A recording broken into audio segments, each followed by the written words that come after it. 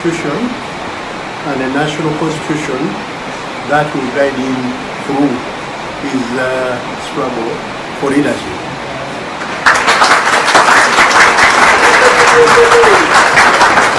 I hand him the national flag as well, so that he ever identifies with the national priorities.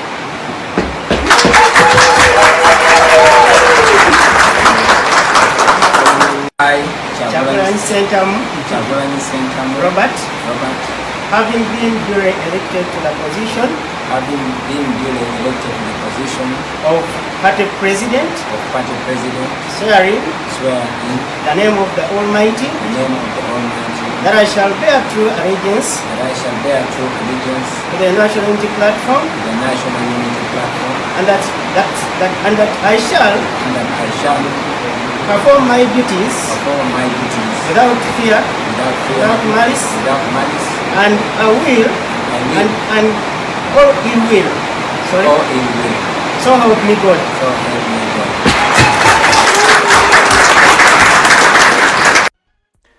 Yes, Red Zone TV kwoli webale kubanga okyagoberera yonna gy'osinzira okubanga gy'otulabira atanaba kubanga osubscribinga nnyongera okujjukizanga bulijjo kirira wansi awo olaba ekigambo subscribe kikwateko okwate kade aka notification kakuyamba okubeera omu ku abo abasooka okumanya buli tuba tutaddeyo ate n'obanga tomiisinga nsonga zonna. Olwaleero mu byafaayo oba kye tuyita today in history ennaku z'omwezi nga ziri 22 omwezi ogw'omusanvu omwaka 2025 giweze emyaka 5 mirambirira ekibiina ekya National Unity Platform bukyanga kitondebwawo era nga ku lunaku olwo lwolabye mu katambi lwe lunaku ekibiina kino lwe kyatuuza kye tuyita Delegates Conference yasookera ddala era nga abakulu okwali Moses Kibalama oyo gwolaba yennyini mu katambi kwaliko ne munne amanyiddwa nga Kagombe era be baakwasa His Excellency Robert Kyagulanyi Ssentamu ebiwandiiko n'ebirala ebigenderako eby'ekibiina ekya National Unity Platform newankubadde nga waatuuka akaseera ate ne baba nga baatandika okubeera nga bakozesebwa okusinziira ku bigambibwa ne baba nga batandika okwefuulira ekibiina ekya National Unity Platform. Kakati we twogerera era ekinkozesezza olutambi luno gano ge gaba amazaalibwa oba kye tuyita birthday ey'ekibiina kino ekya National Unity Platform. Emyaka giweze 5 bukyanga kitandikawo mu butongole jjukira kyalina mannya amalala amannya ago ne gakyusibwa kati okufuuka National Unity Platform guno gwe mwaka ogw'okutaano kyatondebwawo ennaku z'omwezi zaali nga 22 omwezi gwa musanvu omwaka gwa 2022 era nga His Excellency Robert Kyagulanyi Ssentamu yali n'abamu ku baali bafuuse bannabyabufuzi ebiseera ebyo wabula nga ate abamu ku bo baali already bannabyabufuzi. Abamu ku bano kwaliko Honorable Joel Ssenyonyi Katu olwaleero nga leader of opposition y'omu ku bantu abaatandika ne His Excellency Robert Kyagulanyi Ssentamu nga teyalina mu politics wabula n'asalawo n'aba nga yayingira ekibiina kino era nga yatandika olugendo luno ne His Excellency Robert Kyagulanyi Ssentamu. Waliwo ababaka ba parliament nga bano baali babaka mu parliament ebiseera ebyo abamu nga baali baluubirira okufuuka ababaka ba parliament be basookera ddala okwegatta era ngenda bakuwa bali 5 nga bw'obalaba mu kifaananyi wano kyenjagala okuba nga nkuwa. Mu kifaananyi ekyo tulaba John Baptist Nambeshe, kuliko Honorable Zaake Francis Butebi, kuliko Honorable David Lukyamuzi Kalwanga, kuliko Latifu Ssebaggala ne Patrick Nsamba Oshabe. Ekibiina ekya National Unity Platform nga kyakatondebwawo bano be bamu ku babaka ba parliament abaasookera ddala okukkiriza nti His Excellency Robert Kyagulanyi Ssentamu ayina vision era tusaanye okubeera nga tumwegattako. Abamu baali bawakava mu kibiina kya NRM, abalala baali ku independent nga David Lukyamuzi Kalwanga, Zaake Francis Butebi n'abalala baali independent nga tebalina kibiina kwe bagwa. Abamu ku bannabyabufuzi abaasookera ddala okwegatta ku His Excellency Robert Kyagulanyi Ssentamu naddala embere eri official era abaali bamaze okuba nga bamanyika ne banjulibwa zaali ennaku z'omwezi 3 omwezi ogw'omunaana omwaka gwa 2022 kati njagala ogeraageranye olwaleero ziri 22 ogw'omusanvu 22 bwe bwali bwe ruti zaali ekibiina kyali kitondebwawo mu butongole. Kakati waayita ebbanga ttono nnyo ndowooza osobola okuteebereza olwaleero 22 kati nga 3 ogw'omunaana omwaka gwe gumu ababaka bano wammanga baagenda mu butongole ne beegatta ku kibiina kino era nga be baasookera ddala okubeera nga baali babaka mu parliament wabula ne bakkiriza omuntu eyali asavinze mu parliament ekisanja kimu ng'ate ekisanja ekyo kyalina kya kitundu His Excellency Robert Kyagulanyi Ssentamu bakkiriza abeere ekyokulabirako gye bali era baasalawo ne baba nga bamwegattako be baliwa. John Baptist Nambeshe ng'akiikirira manji ya county mu parliament yasalawo n'agamba kangende mabega wa His Excellency Robert Kyagulanyi Ssentamu ne weetwogerera olunaku olwaleero akyali mabega we. Patrick Nsamba Oshabe Kasanda County North yasalawo ng'ava mu kibiina kya NRM era bano be baali bayitibwa ba Rebel MPs n'asalawo agende yegatte ku His Excellency Robert Kyagulanyi Ssentamu ne wetwogerera akyali naye era Patrick Nsamba y'omu ku babaka be nalabye abawerekeddeko His Excellency we badde agende South Africa. Latif Sebaggala Sengendo ng'akiikira Kawempe North olwaleero ekiikirirwa Nalukoola eyakiikirirwako Segirinya yali omu ku abo mu parliament nga yaliyo era ne yeegatta ku kibiina kino. David Luchamuzi Kalwanga akiikira Busujju constituency nanga gwowuliriza ankiikirira yakkiriza yali independent n'agenda ne yeegatta ku kibiina officially. Honorable Zake Francis Butebi naye yakkiriza era nga naye yali independent by then n'agamba kangende nange mbere nga neegatta ku kibiina kino. Waliwo n'abalala nga bano tebaali babaka ba parliament wabula nga nabo bakkiriza mukaddaako ne bagamba His Excellency Robert Kyagulanyi Ssentamu gwe tulabyemu vision era n'olwekyo leka tugende tubeere nga tumwegattako ku cause gy'atandise. Ku bano kwaliko Ronald Nsubuga bali mwezo yali meya w'e Nakawa division olwaleero we twogerera akyali mu kibiina era nga road meya addako ow'ekibuga Kampala era nga yakwasaganya n'ensonga z'oku fundraising yakulembera akakiiko akakola fundraising ey'ekibiina kya NUP from day one tavangako mu His Excellency Robert Kyagulanyi Ssentamu. Ali Kasirye Nganda mulya nnyama ono naye by then nga meya w'e Makindye ne we twogerera kati era nga yakyali naye teyava mu His Excellency paka n'olwaleero newankubadde nga kati ayagala kukyusa kifo yali meya era abadde meya kati ayagala kifo kya Makindye West. Ali Kasirye Nganda mulya nnyama. Kuliko amanyiddwa nga Emmanuel Serunjoji ow'eddembe ono yali meya owa Kawempe division naye niwe twogerera akyali meya kakati. Emmanuel Serunjoji ow'eddembe tavangako mu kibiina kya NUP tavangako mu mukama we His Excellency Robert Kyagulanyi Ssentamu olwaleero ne wegiweredde emyaka 5 ng'ekibiina kino kitondeddwawo. Njagala okutegeeza gwampuliriza be bamu ku bantu abakyayimiridde ne His Excellency Robert Kyagulanyi Ssentamu ate nga bakyali naye. Ekitebe ekyasooka okubeera nga kya kibiina kino kye kitebe ky'Ekamwokya. Bwe twogerera mu myaka 5 ekibiina kisobodde okuba nga kizimba ekimu ku bitebe ebikyasinze okubeera eby'amaanyi. In fact kye kitebe kikyasinze okubeera eky'amaanyi okwetooloola eggwanga erya Uganda mu bibiina by'obufuzi byonna era ng'ensonga zino zonna zituukiddwako wansi ew'obukulembeze bwa His Excellency Robert Kyagulanyi Ssentamu emyaka giweze 5 bweddu okuviira ddala ng'ennaku z'omwezi 22 omwezi ogw'omusanvu omwaka 2022 paka olwaleero ng'ennaku z'omwezi 22 omwezi ogw'omusanvu omwaka 2025 ekibiina ekya National Unity Platform kisobodde okubaako bye kituukako nga bwe nkugambye, kisobodde okusikiriza abantu abalala nga bwe nkugambye, wabula teweerabira waliwo abamu ku bannabyabufuzi era abazze nga bakiyingira oba nga bakyeyungako ate oluvannyuma ne baba nga bakivuddemu. Ndowooza gye bujjako nja kukola live nsobole okuba nga mbasomera abeegatta ku His Excellency Robert Kyagulanyi Ssentamu nga kati bakyali naye n'abo abajja ne bamujoyininga oluvannyuma ate nga oba oli awo baalina ebigendererwa birala era nga ne wetwogerera tebakyali naye yadde eddakiika n'emu. Ekibiina ekya National Unity Platform bwe kityo kizingudde emyaka kati wetwogerera giweze 5 nga kimaze okubeera nga kitondebwawo. Ngenzeeko ku mutimbagano oba ku website y'ekibiina kino nengezaako okubanga nnoonya ndabe biki ddala ebiri current ebikwata ku kibiina kino gwampuliriza oba oli awo by'oyinza okuba nga weetaaga okubeera ng'omanya kino kye bayita Red Zone TV bw'otanaba kuba nga osubscribe nga kikole bino n'ebirala ebifaananawo bityo by'ogenda okuba nga ate omanyanga. Ffe tukuwa amawulire naddala ago agakwata ku kibiina kino ekya National Unity Platform. Kakati wuliriza ekibiina kino nga kirina omutwe ogugamba gutya nti committed to building a better Uganda for all. Bino biri ku website yaabwe era ogenda noteekamu nti www.nup.com obeera nga ate obifuna bulungi nnyo. Oyinza okugamba nti nupuganda.org. Information eno yonna oba ojja kugifuna bulungi nnyo ekwata ku kibiina ekya National Unity Platform. Ekibiina kino kirina kye tuyita core values era nga core values z'ekibiina ekya National Unity Platform ze zino wammanga. Kuliko emanyiddwa nga discipline eyo esookera ddala empisa.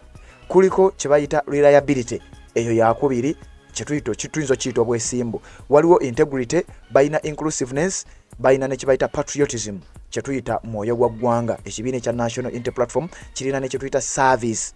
Walowinza okimalayo nti service delivery okutuusa obuweereza ku muntu asemberayo ddala. Wuliriza wano we batugamba kibiina kya National Unity Platform mukutu gwa Red Zone TV emyaka giweze 5.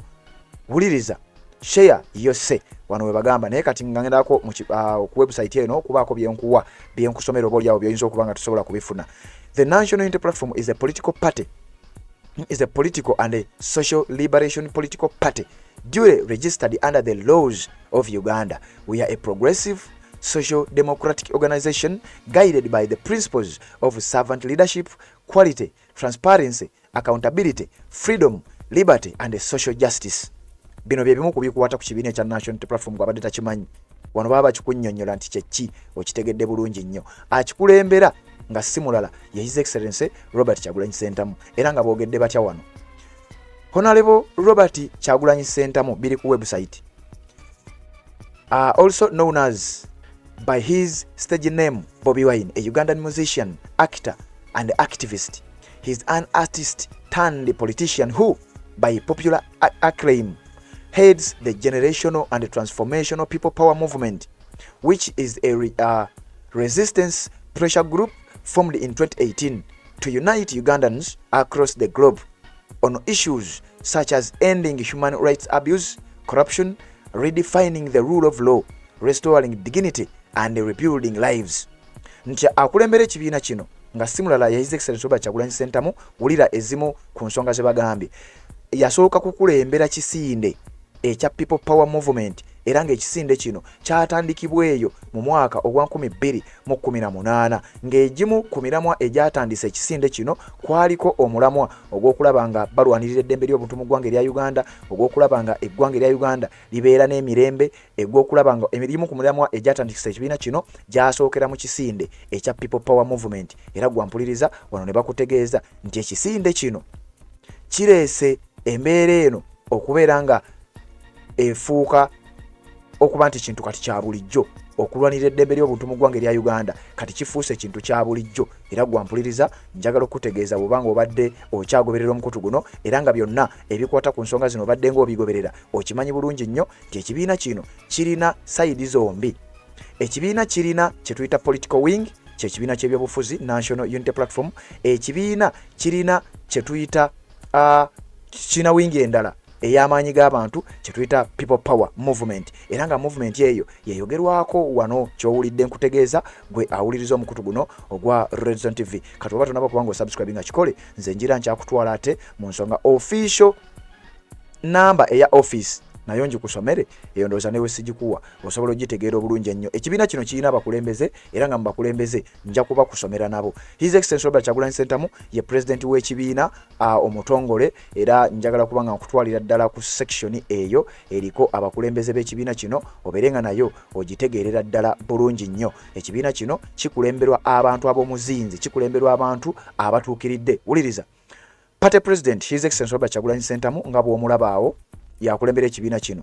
Abamu ku ba deputy presidents kuliko John Baptist Nambeshe, ono nga ye deputy president ow'ensonga za Eastern Uganda naye teweerabira. Ono y'omu ku basajja b'enkulaze nga bano tebaavaako ku ludda olwa His Excellency Robert Kyagulanyi Ssentamu. Babaddewo naye ebbanga lyonna era ne wetwogerera ye deputy president ow'ensonga eza Eastern Uganda, omusajja ava eyo sayidi z'ebuduuda.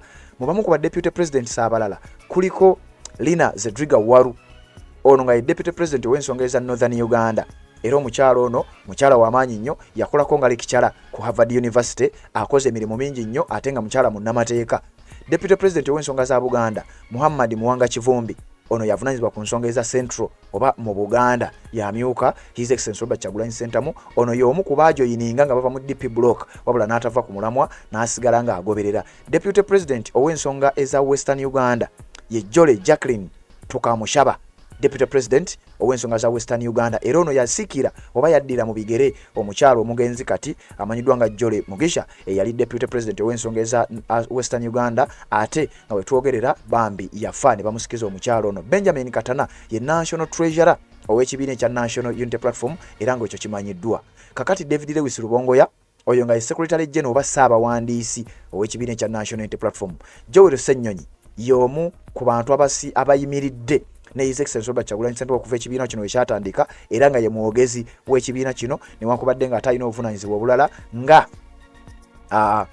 mu palamenti eyo Joel Ssennyonyi akolanga lead of n'emirimu emirala ate ng'akiikira abantu ba Nakawa West mu palamenti. Ekibiina kino kimanyiddwa nti kirina ababaka mu palamenti officially babadde 57 era nga kigamba nti kikavalinga districts okwetoloola eggwanga erya Uganda. Districts ziri eyo mu 100 46 ekibiina kino ekya National Unity Platform awo wekituuse kati wetwogerera ojja kukwata credit ogende mu comment section owe abo bolowooza nti be bakoze nnyo okulaba ng'ekibiina kino kibeerawo mu myaka gino 5 nga kituuka ku ebyo bye kituuseeko era nga His Excellency Robert Kyagulanyi Ssentamu yakulemberedde ddala ekibiina kino okulaba nga akituusa ku ebyo bye kisobodde okuba nga kituukako ebimu ku ebyo bitonotono bye nsobodde okuba nga nkuwa oba oliawo ne besikuwadde oba oliawo ojja kubisanga ku mikutu emirala sinakindi tujja kukomawo wano obudde gye bunaatambulira tukuwe live stream ku nsonga zino era tukubuulire ebisingawo oba oliawo bye tutasobodde kubeera nga tukuwa mu lutambi luno tujja kubikuwa kubanga ffe eno y'ensonga lwaki tubeera ku mukutu guno ne tuba nga tukutuusaako guno gwe mukutu ogwasalawo okubeera nti ffe tulina oludda guno gwe mukutu gw'amawulire ogulina oludda era tukola n'ekibiina ekya National Unity Platform awatali ekyo ebisigadde obojja kubisanga ate mu ngeri endala webale kubanga okyagoberera yonna gy'osinzira okubanga gy'otulabira bw'oba tonaba kubanga osubscribe nga kikole tubeere nga ate tutambula ffenna gw'amaze okusubscribe nga kyokola kya mutawana nnyo kanzije ate ne updates ezigenda okubanga ziddako z'obufumbo olina omwami naye ng'akutawaanya olina omukyala ng'akutawaanya bajja ne bakwagalako ne bagenda gwe alina ebizibu mu byenfuna nga sente zikuyita mu ngalo w'oteeka sente zifa bufi wola tebazza gwe aloota ng'ogwa mu nnyanja gwe alumizibwa omutwe nga guganja okuwona naawe aloota ng'ebintu bikozesa ensonga z'obufumbo nina ekifo ku mugga awali amayinja wennyambulirako ebisiraani ekikwa ekifiiriza omudibo obutaganja obutaweebwa nzijanjaba abantu ab'enzikiriza zonna nsiŋŋaanibwa njeru ku lw'ejjinja gwanjagala kuba ku nnamba yange eyo naawe ali ewala ennyo yita ku WhatsApp